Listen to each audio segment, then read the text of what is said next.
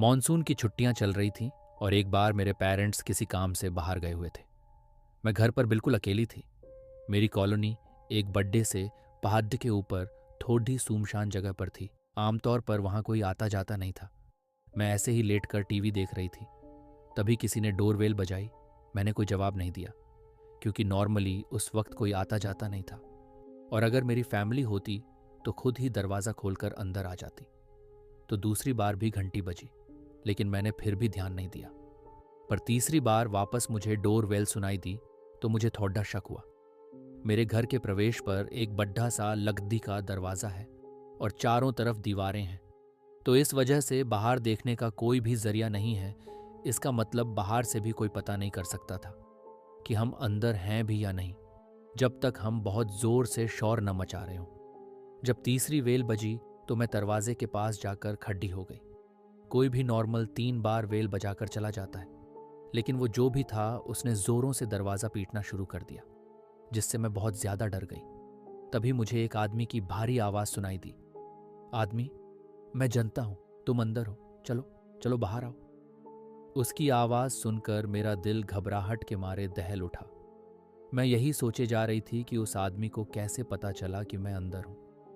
एक लंबी खामोशी के बाद वो वहां से चला गया, लेकिन फिर भी मेरे अंदर इतनी हिम्मत नहीं थी कि मैं दरवाज़ा खोल के बाहर देख पाऊं।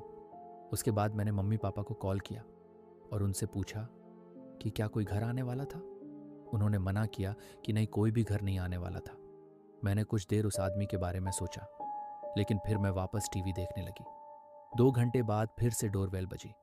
मैं फिर से डर गई। इस बार मैं सहम उठी और मैंने टीवी की वॉल्यूम एकदम कम कर दी। इस बार मैं धीरे से पियानो रूम की तरफ गई और खिड़की से बाहर देखने लगी। मैंने उस रूम की खिड़की से देखा कि बाहर कौन था। वहां दरवाजे पर एक अजीब सी दिखने वाली औरत काले कपड़ों में खड़ी थी। काले हील वाले जूते, एक काली ड्रेस और एक बड्ढी सी काली टोपी, और उसके बाल डार्क ब्राउन कलर के थे, और उसका चेहरा उसकी टोपी से लटके जाली से ढका हुआ था। बस मुझे उसके चमकते लाल होंठ और उसकी बेहद डरावनी हंसी दिखाई दे रही थी। उसके साथ एक लंबा सा आदमी खद्दा था। उसने भी एक काले रंग का सूट पहना हुआ था। उसके चेहरे पर एक बहुत भयानक सीरियसनेस थी, लेकिन मुझे उस आदमी से इतना डर नहीं लग रहा था जितना उस औरत को देखकर लग रहा था।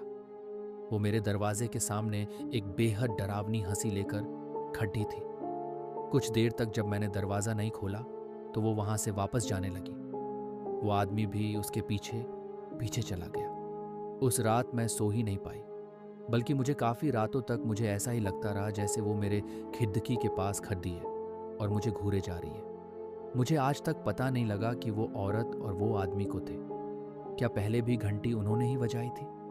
आपको क्या लगता है कि कौन थे वो लोग? कमेंट्स में ज़रूर बताइए।